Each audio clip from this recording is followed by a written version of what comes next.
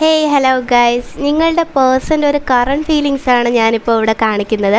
അപ്പോൾ ഇതിൽ കാണുന്നത് എന്താണെന്ന് വെച്ച് കഴിഞ്ഞാൽ, നിങ്ങളിപ്പോൾ കുറച്ച് കൺഫ്യൂസ്ഡ് ആയിട്ട് നിൽക്കുന്നുണ്ട് റിലേഷൻഷിപ്പിൽ. അതുപോലെ തന്നെ നിങ്ങൾ വിചാരിക്കുന്നത് പോലെ തന്നെ നിങ്ങളുടെ റിലേഷൻഷിപ്പിൽ കുറച്ച് പ്രോബ്ലംസ് ഉണ്ട്. ചില തേർഡ് പാർട്ടി സിറ്റുവേഷൻ പേഴ്സണിനേക്കാൾ ഉപരി അവർക്ക് അവരുടേതായ കുറച്ച് കാര്യങ്ങൾ, ഫാമിലി വൈസായിട്ടുള്ള ഇഷ്യൂസാണ് ഞാൻ ഇവിടെ കൂടുതലും കാണുന്നത്. പക്ഷേ നിയർ ഫ്യൂച്ചറിൽ വളരെയധികം ഗ്രോത്ത് ഞാൻ കാണുന്നുണ്ട്. നിങ്ങളുടെ റിലേഷൻഷിപ്പും ഇപ്പോൾ ഒരു ഓൺ ആൻഡ് ഓഫ് സിറ്റുവേഷൻ അല്ലെങ്കിൽ നോ കോൺടാക്റ്റ് അല്ലെങ്കിലും നിങ്ങളുടെ വരുന്ന ഭാവിയിൽ, അതായത് കുറച്ച് മാസത്തിൻ്റെ അകത്ത് തന്നെ അതിൽ വളരെ വലിയൊരു മാറ്റം ഞാൻ കാണുന്നുണ്ട്. നിങ്ങൾക്ക് വരുന്ന സമയം ഓരോ മാസം കഴിയുന്തോറും അതിനുള്ള കൂടുതൽ അറിവുകൾ നിങ്ങൾക്ക് കിട്ടുന്നുണ്ട്. ഈ ഒരു റിലേഷൻഷിപ്പ് എങ്ങോട്ടാണ് പോകുന്നതെന്ന് നിങ്ങൾ കൂടുതലായിട്ട് മനസ്സിലാക്കാൻ നിൽക്കുന്നതേ ഉള്ളൂ. പക്ഷേ ഇപ്പോഴത്തെ ഒരു സിറ്റുവേഷനിൽ നിങ്ങൾ വളരെയധികം ഡാർക്കായിട്ട് നിൽക്കുകയാണ് നിങ്ങളുടെ റിലേഷൻഷിപ്പിൽ.